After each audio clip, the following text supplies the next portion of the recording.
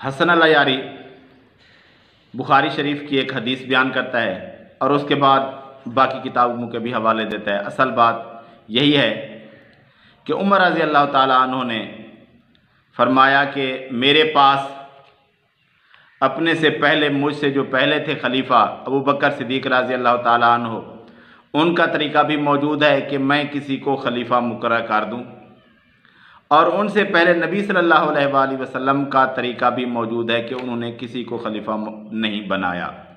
تو اس بات پر ایسے اچھل رہا ہے، کود رہا ہے جیسے بندر کودتے ہیں، اور اس کو ایک مسئلہ بنا کر پیش کر رہا ہے جیسے کوئی یہ نیا مسئلہ آ گیا، حالانکہ یہ مسئلہ مسلمانوں اور شیعہ کے درمیان پہلے سے ہی ہے کہ آیا امامت یا خلافت کوئی نص ہے یا نہیں ہے۔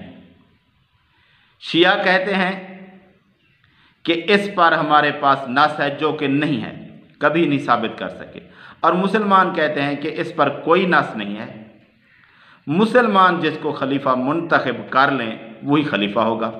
بات تو یہاں تک ہے، بات بھی یہیں پر ہونی چاہیے کہ تمہارے پاس اگر کوئی دلائل ہیں تو تم اپنی دلیل لے کر آؤ کہ خلیفہ اللہ تبارک و تعالیٰ منتخب کرتا ہے اور اس نے ہمارے 12 اماموں کو منتخب کیا ہے، وہ ہے نہیں۔ پھر جو باتیں کوئی ایسی ہیں نہیں جس میں کوئی عجیب بات ہو، ان کو عجیب بنا کر پیش کرنے کی کوشش کی جاتی ہے۔ الا تستخلف، کیا آپ اپنے بعد کسی خلیفے کی تعین نہیں کرتے؟ قال ان استخلف فقد استخلف من هو خیر مني ابو بکر، اس نے کہا کہ اگر میں کسی کو جانشین بنا دوں تو مجھ سے جو پہلے آدمی تھا، مجھ سے بہتر تھا، اس نے خلیفہ بنایا، میں اگر خلیفہ بناؤں تو میں کس کی سنت پہ عمل کروں گا؟ ابو بکر کی سنت پہ عمل کروں گا، رسول صلی اللہ علیہ وسلم کی سنت نہیں۔ خلیفہ تعین کرنا کس کی سنت ہے؟ ابو بکر کی سنت، ٹھیک ہے نا؟ تو میرے لیے ایک سنت ہے، اس کی اتباع کرو۔ وان اترك فقد ترك من هو خیر مني رسول اللہ صلی اللہ علیہ وسلم، اور اگر میں خلیفہ نصب کرنا ترک کر دوں، جانشین ترک کرنا نصب کرنا ترک کر دوں، جانشین نصب نہ کروں، تو میرے لیے بھی ایک نمونہ ہے، ایک اسوہ ہے۔ وہ کس کی سنت ہے؟ رسول پاک صلی اللہ علیہ وسلم کی سنت۔ تو اس نے کسی کو جانشین نہیں بنا۔ تو یہاں پر عزیزو، عمر نے مرتے وقت دو باتوں کا اعتراف کیا۔ ایک بات کا اعتراف کیا ہے کہ ابو بکر کی خلافت منصوص نہیں ہے، ابو بکر کی خلافت نہ قرآن میں ہے نہ سنت میں، کیونکہ اس نے خود کہا کہ اگر میں خلافت کسی کو خلیفہ نہ بناؤں تو رسول پاک صلی اللہ علیہ وسلم نے کسی کو خلیفہ نہیں بنایا، ٹھیک ہے نا؟ اس نے ابو بکر کی خلافت کی بطلان پہ اس نے دستخط بھی کیا، اس نے انگوٹھا بھی لگایا ہے، اس نے وہاں پہ مہر بھی لگایا۔ کس نے؟ عمر۔ یہ ایک بات۔ اور پھر دوسری بات، اور میرے محترم ناظرین، وہ خود کہتا ہے کیا کہتا ہے کہ رسول پاک صلی اللہ علیہ وسلم نے خلیفہ تعین نہیں کیا ہے، ہاں البتہ ابو بکر نے خلافت تعین کیا۔ کہ بھی ابو عمر رضی اللہ تعالیٰ عنہ نے مان لیا کہ ابو بکر رضی اللہ تعالیٰ عنہ کی خلافت پر کوئی نص نہیں تھی۔ بھئی ہم نے کب کہا ہے کہ نص تھی؟ کہتا ہے کہ پھر کیوں بنا دیا؟ بھئی جب نص نہیں تھی خلافت پر، امیر پر کوئی نص نہیں تھی کہ کس کو بنانا ہے، یہ نص تو تھی نا کہ امیر بنانا ہے، امیر مسلمانوں کا ہوگا، تو اس نص پر عمل کیا کہ کوئی امیر ہوگا، اور کس طریقے سے؟ اللہ تبارک و تعالیٰ نے جیسے کہ قرآن مجید نے فرمایا ہے وَالَّذِينَ اسْتَجَابُوا لِرَبِّهِمْ وَأَقَامُوا الصَّلَاةَ وَأَمْرُهُمْ شُورَى بَيْنَهُمْ وَمِمَّا رَزَقْنَاهُمْ يُنْفِقُونَ، سورہ شورى آیت نمبر 28۔ اور جو لوگ اللہ تبارک و تعالیٰ بیان کر رہا ہے اچھے لوگوں کی بات، تو اس میں کیا ہے کہ ان کا آپس میں کوئی بھی کام ہو وہ شورا کے ذریعے ہوتا ہے، آپس کے صلاح مشورے سے ہوتا ہے۔ تو مشورے سے ابو بکر رضی اللہ تعالیٰ عنہ کو خلیفہ بنا دیا گیا، تو اس میں کون سا بڑا مسئلہ ہے؟ نص نہیں ہے، نہ ابو بکر رضی اللہ تعالیٰ عنہ کی خلافت پر تھی اور نہ علی رضی اللہ تعالیٰ عنہ کی خلافت پر تھی، اور مسلمانوں نے ابو بکر رضی اللہ تعالیٰ عنہ کو خلیفہ منتخب کر لیا، بات ختم۔ اور پھر کہتا ہے کہ ایک تو یہ ہو گئے جن پر نص نہیں تھی، دوسرا انہوں نے جب نبی صلی اللہ علیہ وآلہ وسلم نے کوئی خلیفہ منتخب نہیں کیا تھا تو پھر انہوں نے کیوں خلیفہ منتخب کر لیا؟ بھئی انہوں نے خلیفہ منتخب کیا، کیا اس کے بعد پھر مسلمانوں نے عمر رضی اللہ عنہ کی بیعت نہیں کی؟ انہوں نے تو ایک انتخاب کیا، اگر مسلمان اس سے انکار کر دیتے وہ تو خلیفہ نہ بنتے، ان پر بھی مسلمان متفق ہو گئے، ان کی بیعت کر لی، جب بیعت ہو گئی سارے مسلمان متفق ہو گئے تو وہ خلیفہ منتخب ہو گئے۔ یہ کوئی عجیب بات تو نہیں ہے۔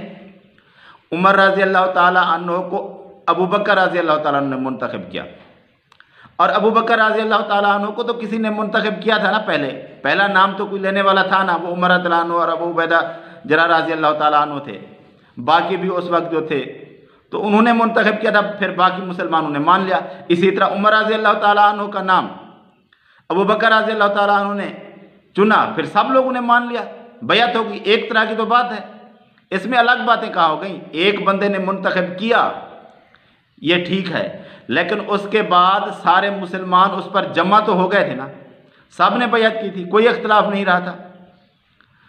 ابھی انتخاب ایک بندے نے کیوں کیا، یہ بھی ایک سوال ہے۔ نبی صلی اللہ علیہ وآلہ وسلم کی سنت سے ہٹ کر ہے، کیونکہ آپ نے منتخب نہیں کیا تھا۔ آپ صلی اللہ علیہ وآلہ وسلم اپنی زندگی میں کسی کو خلیفہ نہیں بنا کر گئے، یہ بات تو کلیئر ہے، بنا جاتے تو پھر تو بات نہ تھی۔ اس کے علاوہ آپ صلی اللہ علیہ وآلہ وسلم نے مختلف جنگوں کے اور مختلف علاقوں کے عمرہ منتخب کیے تھے نا، تو عمرہ منتخب کرنا تو ثابت ہوا، اور دوسرا خلیفہ سارے مسلمانوں کا یہ نص نہیں ہے، ثابت نہیں ہے۔ اس کو لے کر بھی جس طرح نبی صلی اللہ علیہ وسلم منتخب کرتے تھے، لیکن اس پر پھر بیعت نہیں ہوتی تھی، کیونکہ وہ مامور ہوتا تھا نبی صلی اللہ علیہ وآلہ وسلم سے۔ لیکن عمر رضی اللہ عنہ کو جب منتخب کیا گیا تو پھر باقی مسلمانوں نے بھی بیعت کی۔ ایک انتخاب کی سنت تھی، لیکن نبی کے انتخاب پر پھر بیعت نہیں ہوتی۔ لیکن جو ابو بکر کا انتخاب تھا رضی اللہ تعالیٰ عنہ، ان پر پھر بیعت بھی ہوئی۔ اور اسی طرح سنت ابو بکر رضی اللہ تعالیٰ عنہ کو علی رضی اللہ تعالیٰ عنہ نے فالو کیا اور اپنے بیٹے حسن کو منتخب کیا۔ تو پھر آپ ادھر کیا کہیں گے؟ نہیں کہیں گے کہ ہمارے پاس نص ہے۔ ابھی نص تو آپ پہلے ثابت نہیں کر سکے، پھر یہاں کیا کہیں گے نص ہے؟ نص ثابت ہو جائے تو پھر سارا معاملہ ہی ختم۔ نص تو آپ ثابت نہیں کر سکے، جب ثابت ہو جائے گی تو پھر تو ویسے ہی باقی خلافتیں ختم ہو جائیں گی۔ نص پر تو اصل اختلاف ہے، جب نص نہیں ہے، ہم کہتے ہیں نص نہیں ہے، اور اس طرح علی رضی اللہ تعالیٰ عنہ نے اپنے بیٹے حسن رضی اللہ تعالیٰ عنہ کو منتخب کیا، کس کے مطابق؟ سنت ابو بکر کے مطابق۔ پھر ادھر کیا کہنا ہے؟ اور ادھر بھی چھوڑیں، پھر آپ کے یہ ایران والے، ان کے پاس کون سی نص تھی؟ انہوں نے کیسے منتخب کر لیا؟ کہیں گے یہ تو عام لوگ ہیں۔ بھئی یہ بھی ایک ملک کی حکومت چلا رہے ہیں، جیسے بھی ہیں، یہ لوگ عام ہیں تو رعایا بھی عام ہے۔ وہ لوگ خلفاء خاص تھے تو رعایا بھی خاص تھی۔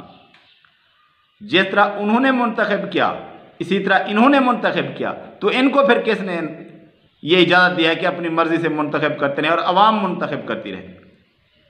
تو یہ بھی تو پھر اسی طرح ہے نا۔ پھر یہ تو باطل ہو گئی، حکومت ساری خراب ہوئی، کفر کی حکومت ہو گئی۔ آپ کو کس امام نے یہ کہا ہے کہ فلاں بندے کو صدر بنا دو؟ یہ تو الیکشن ہوتا ہے نا۔ آپ کا امام غیب آ کر کہہ گیا ہے کہ اس کو امام بنانا ہے، وقت کا حکمران بننا ہے؟ نہیں کہا نا، کیونکہ عوام اگر وہ کہتا تو پھر معمور ہوتا۔ عوام الیکشن کیوں ہوتے؟ الیکشن ہو رہے ہیں، اس کا مطلب ہے یہ چنا جا رہا ہے، عوام چن رہی ہے، تو پھر یہ بھی ایک باطل ہوئی حکومت، کفر کی حکومت ہوئی۔ لیکن آپ تو اس کو بہت اچھی حکومت سمجھتے ہیں، تو اس میں بھی کوئی بات نہیں ہے۔ ابو بکر رضی اللہ تعالیٰ عنہ کو مسلمانوں نے منتخب کیا، اور اللہ تبارک و تعالیٰ نے اس کا ذکر جیسے قرآن مجید میں کیا ہے کہ ہم ان لوگوں کو خلافت دیں گے، مومنین کو، تو ان کو مومنین کو جن کو خلافت ملی وہ پکے مومن تھے، اور ان کو مسلمانوں نے منتخب کر لیا، ان کی بیعت کر لی۔ اسی طرح عمر رضی اللہ عنہ کو ابو بکر رضی اللہ تعالیٰ عنہ نے انتخاب کیا کہ یہ بندہ بنے گا، لیکن اس کے بعد بیعت عام ہوئی نا، سب لوگوں نے چن لیا، تو اس میں کوئی مسئلہ تو نہیں ہے۔ بس ایسے ہی اچھلنا کودنا شروع کر دیا۔ بھئی اس طرح اچھلنے سے کوئی مسئلہ ثابت نہیں ہو جاتا۔ مسئلہ اصل تو پہلے بھی ہمارے درمیان اختلافی ہے، وہ بات تو ہے، لیکن جس مسئلے کو ہم مانتے ہیں اس کے مطابق تو یہ کوئی عجیب بات نہیں ہے۔ آپ کے ساتھ تو ویسے بھی اختلاف ہے، وہ اختلاف آپ ثابت کر دیں، بات ختم ہو جائے گی۔ وہ آپ اپنی امامت ثابت نہیں کر سکتے۔ جب وہ امامت ثابت نہیں ہے تو معاملات میں ویسے بھی عبادات جو ہوتی ہے نا، اس میں دلیل چاہیے ہوتی ہے کسی کام کے کرنے کی۔ معاملات آپ کے بھی ویسے جیسے چل رہے ہیں، یہ آپ کی ایران کی حکومت چل رہی ہے، یا ویسے آپ کے گھریلو معاملات ہیں، کوئی معاملات ہیں، سارے جو آپ کام کرتے ہیں اس کی آپ کے پاس کوئی دلیل ہوتی ہے کرنے کی؟ نہیں ہوتی، کیونکہ معاملات میں نہ کرنے کی دلیل چاہیے ہوتی ہے۔ کرنے کی دلیل نہیں چاہیے ہوتی۔ اگر کرنے کی دلیل چاہیے تو آپ کے پاس جو ہے زندگی کے سارے معاملات چلا رہے ہیں آپ، سب کے کرنے کی دلیل ہے، کہیں دکھائیں۔ آپ نے اس طرح گھر بنایا، آپ کی گاڑیاں ہیں، آپ کے معاملات ہیں، یہ سارے معاملات ان کے نہ کرنے کی دلیل درکار ہوتی ہے، کرنے کی دلیل درکار نہیں ہوتی، عبادت کے کرنے کی دلیل ہوتی ہے۔ اور یہ بھی حکومت بھی ایک معاملات میں سے ہے، اس کے نہ کرنے کی دلیل کوئی نہیں تھی۔